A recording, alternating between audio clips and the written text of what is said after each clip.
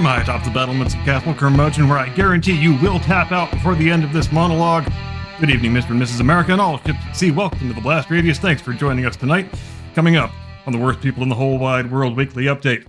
Actually, as far as YouTube is concerned, and as far as the denizens of the internet wrestling community are concerned, there is only one worst person in the whole wide world today, and his name is Paul Levesque, Hunter Hearst Helmsley, Triple H, Mr. Stephanie McMahon.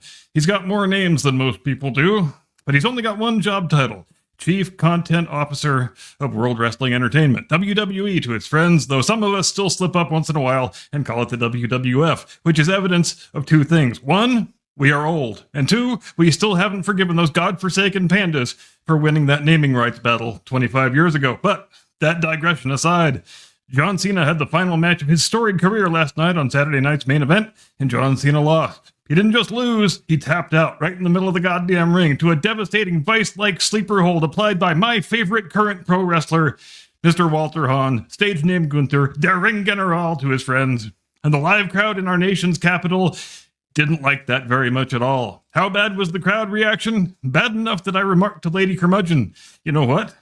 I think this crowd might riot. Which is saying a lot, because it's been a good number of years. Hell, it's been a good number of decades since I was watching a wrestling show, and I thought, wow, there is a significantly non-zero chance that there may be a civil disturbance here. In fact, Lady Curmudgeon was even impelled to ask, they know it's not real, right? Which, in that moment, was a perfectly reasonable question to ask, because this crowd reaction, it was quite a thing to behold. Grown-ass men crying, grown-ass women crying, little kids crying. It is still real to them, damn it. And within a few minutes, as the shock and sadness transformed into blind, seething rage, as the chants grew louder and louder and more profane, it became increasingly clear that the singular target of the people's ire was Paul Hunter Hearst Helmsley McMahon Levesque, since he is the guy who books this stuff and makes all of the final creative decisions. And in a world where there is precious little unanimity to be found anywhere on any subject, there's been near total unanimity, not just inside the arena last night, but throughout the social media ecosphere and the YouTube peanut gallery, that the booking of John Cena's career-ending match by Mr. Helmsley McMahon Levesque, or as CM Punk once famously called him, the doofus son-in-law, was not just misguided, not just offensive, but goddammit, it was a downright intolerable act of moral calumny. And in the subsequent 18 or 19 hours or thereabouts, pretty much no one has dared to utter a single contrarian word against this conventional wisdom. But if you wanted conventional wisdom, if you were averse to the expression of heretical contrarian views, well, you wouldn't be watching this program now, would you? So, it's time to go off the orthodoxical reservation, I think. It's time to stomp a mud hole in the ass of conventional wisdom and walk that son of a bitch dry. It's time to climb up to the top rope and plant a Macho Man Randy Savage style flying elbow directly into the sternum of online groupthink. You know why?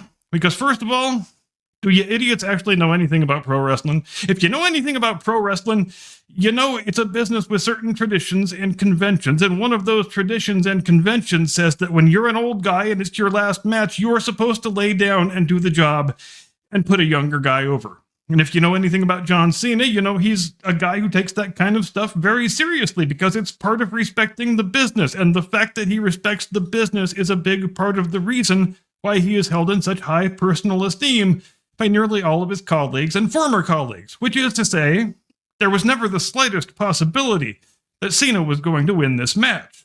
The fact that they worked a match that succeeded in convincing the live crowd and the TV audience that there was a chance of any other result is a credit to Cena, and it's a credit to Gunther, and it's a credit to the road agent who booked the match. And whether anybody likes it or not, it's a credit to Paul Hunter Hearst Helmsley, Triple H McMahon Levesque, the doofus son-in-law. Now, I've heard a lot of people say today, YouTubers in particular, that, look, I'm cool with Gunther going over. I understand the tradition. I understand respecting the business. That's all well and good. But it's the submission finish that I can't get over. I just can't abide the fact that they made Cena tap out in his last match. And for those people, I have 6 words. Dude, stop being such a fucking mark. I guess that's 7 words. Never mind. The point being, nobody made Cena do anything.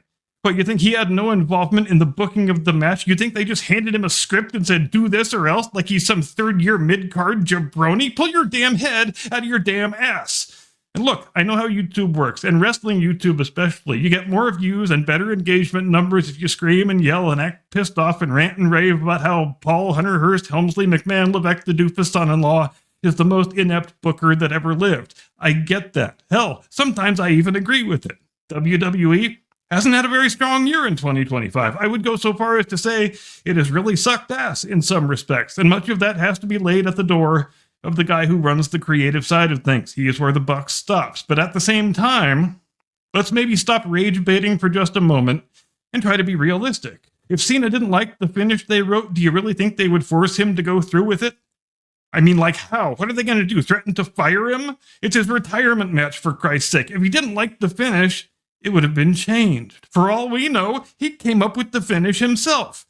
But the people in the arena last night sure weren't in the mood for that sort of pragmatism. That is for damn sure.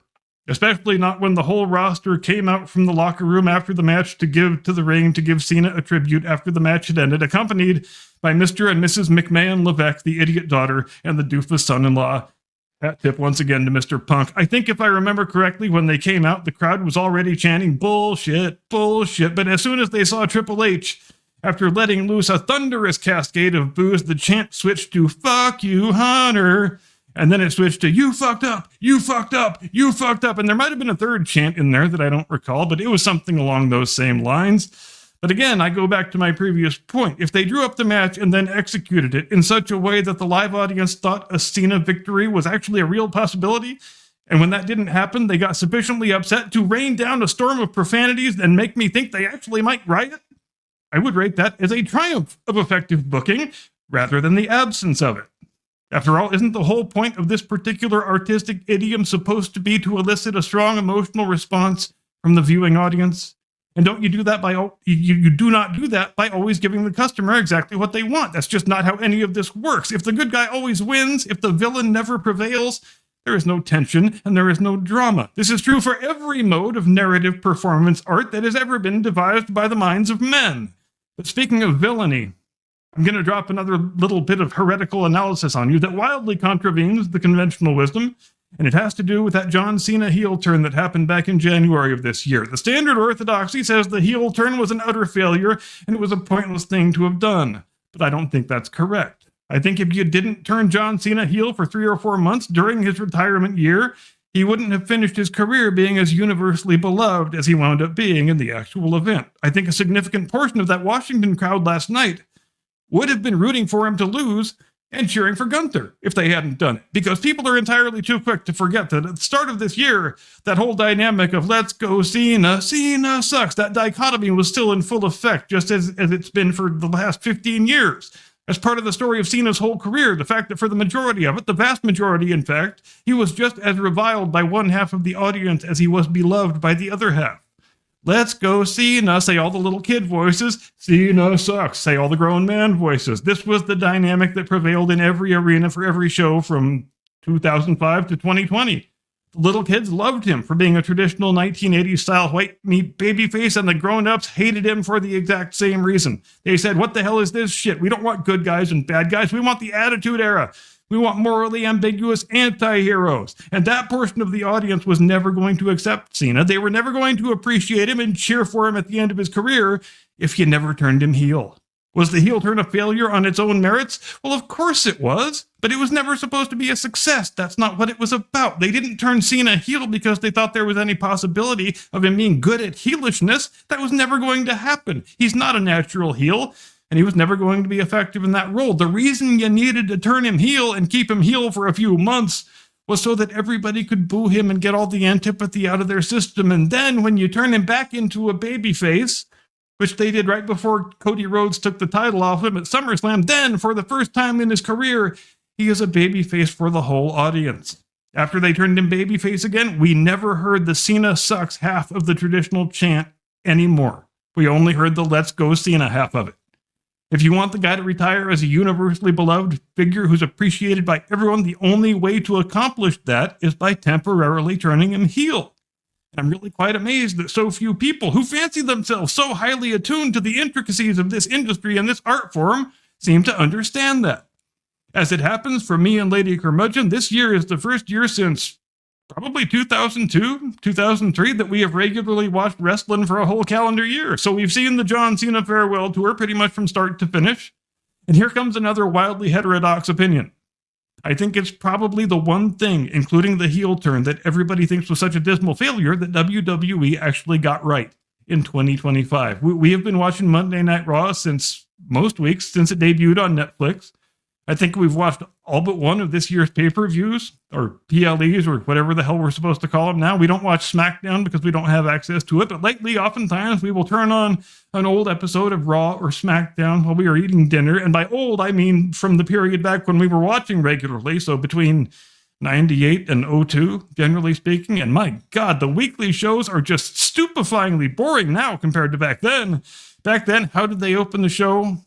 Fade in, walls of pyro, boom, boom, boom, boom, boom. Then we pan to the crowd, everybody's standing, yelling, screaming, waving their signs, going completely crazy, fast-paced hard rock music plays in the background. Then the broadcasters do their open, they have to raise their voices so they can just barely be heard over the din of the crowd. They quickly get us caught up on the storylines, and they run down the evening's match card, and within the first 90 seconds, something's already happening. There's either a match starting or somebody is coming to the ring to cut a promo. But the point is, the tone has been set, and it's been made clear to the viewing public that this is going to be a very exciting show that you don't want to miss any part of. And how do the shows open today? They try to present it like it's a regular sporting event instead of pro wrestling. Fade in, exterior shot of arena. Here's this guy walking into the building. Here's this guy walking into the building. Here's this girl walking into the building. The broadcasters sound like they're struggling to stay awake, just like we, the viewers, already are. Some nondescript computer-generated hip-hop trash plays in the background. Nothing has happened that would cause anyone to feel a single pang of excitement or anticipation. We're going to have this match tonight, and this match, and this match. None of the matches will advance any of our storylines, but they will all last at least 10 or 12 minutes so that we can take at least 2 in-match commercial breaks. Advertising on the ring canvas, advertising on the turnbuckles, advertising on the ring posts, advertising on the tables, and commercials, commercials, commercials. I know some people like to point out that the in-ring action is generally of a higher quality today than it was 25 or so years ago, and that's probably true, but here's why it doesn't matter. 25 years ago, you had a lot of really short matches, sometimes under 4 or 5 minutes, but every match served a narrative function and did something to advance a storyline. And that matters more than work rate and execution and whether you can do a perfect freaking reverse moonsault. Again, this is not a sporting event. It's pro wrestling. Sometimes people make fun of Vince McMahon for coining the term sports entertainment, but that's what it should be. Nobody cares how well you can perform the moves and sell the moves if none of it is serving any narrative function or doing anything to advance any storyline. The other night we were sitting there watching, I think it was the 3rd ever episode of SmackDown from the summer of 99. We're at the 37-minute mark and Lady Curmudgeon says, "More stuff has happened during the first half hour of this show than we see happen in 3 or 4 weeks of Monday Night Raw here in the year 2025. And she is not wrong. I feel like the people who run the company would do well to watch the old shows once in a while so they can understand what they are doing so drastically wrong. Triple H, the doofus son-in-law, he shouldn't even need to watch the old shows. He was on them. He was one of the stars, but maybe he needs his memory refreshed. Who knows? Or maybe this is all a function of the fact that the company is now being run by a corporate board of directors instead of a pro wrestling promoter. Maybe if all the revenue targets are getting hit, maybe if enough affluent rubes with no standards and no self-respect keep shelling out $5,000 for tickets to god-awful shows where nothing memorable happens, the suits at corporate HQ are happy and satisfied. They probably don't watch the shows anyway. Anyway, I'm done. That's all I've got. Congratulations to John Cena on a fine career. We wish him the best of luck in his future endeavors. To use a bit of WWE speak, thank you, ladies and gentlemen, for your kind attention. This has been the WPWWWWU for the 14th of December in the year of our Lord Alfred Hayes 2025, and I now, mercifully not a moment too soon, transmit you into the custody of my distinguished colleague, your illustrious co-host, the one and only, your friend and mine, Mr. Caucasian Sasquatch.